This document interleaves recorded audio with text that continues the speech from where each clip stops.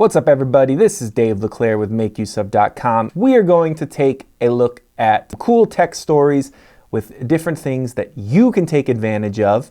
So let's jump right in with our first story, which is Google Meet is now free for everybody. No, Google is not going to send you steaks. Google's platform for hanging out and talking to people is now free. As we are all stuck at home for the time being, Google wants to make it a little bit easier for people to get together and communicate online, so they have made Google Meet free for anyone to use. With Google Meet, you can actually get up to 100 people together.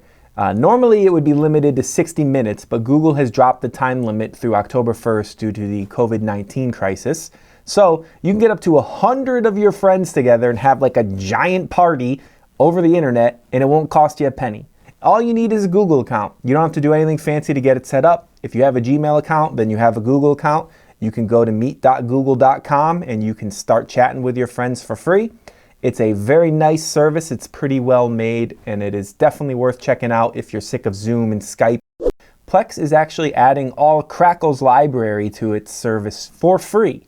You don't need to sign up for a Plex pass. You don't need to sign up for a Crackle premium account or anything like that. You just go on to Plex and you'll have access to all those movies and TV shows readily available for free. Crackle is a fairly popular streaming service, and this is certainly going to make it a lot more popular. But if you're looking for something to kind of take a trip down memory lane, watch something you remember from a few years ago, binge watch a show that you never got around to, it's a perfect opportunity to do it, especially when it's free. An important note about this freebie is that it is only available to US viewers. But you can use a VPN, put yourself in the US virtually, and then access the content just like you were in the US, no problem. We have plenty of articles that make use of, including some that will be linked in the description that will tell you what VPNs to get, how much they're gonna cost, and all that good stuff.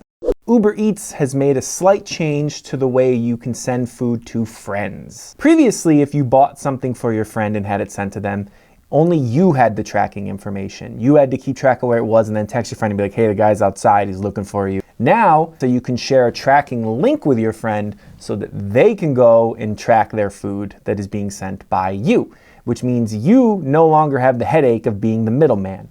They can track it, they can see where the food is. If the guy gets lost, they can help him find their apartment. You pass the burden on to the person who is receiving the food, they can deal with the tracking, and you can sit back and feel like you did something nice. Anytime Google launches a new app, it's usually something pretty cool. And in this case, they have actually launched a new app that is designed to help teach kids to read. With kids being stuck at home, not being able to go to school due to COVID-19, this has actually never been a better time for this app to exist. It is called Read Along, and as you might expect, it is an app that your kids can use to read along, and Google helps kind of guide them through the reading process. So a couple cool things about this app is it has basically like a little reading assistant that will actually help the child learn to read. This assistant will help them pronounce difficult words, and it kind of helps them, if they get stuck on something, it serves as like a teacher where they can kind of push the child in the right direction and help them continue along reading smoothly. And additionally, there is no in-app purchases and no ads, and the app is free.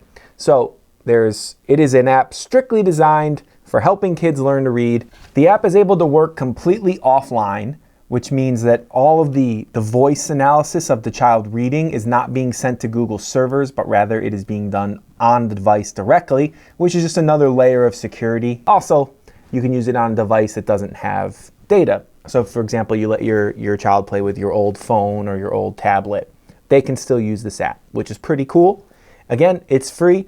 It's called Read Along. You should definitely download it. Thank you very much for watching this video. This has been Dave LeClaire with MakeUseOf.com, bringing you the coolest tech news and stuff that you can use. This is not your standard run-of-the-mill tech news. This is useful stuff that you can use right now.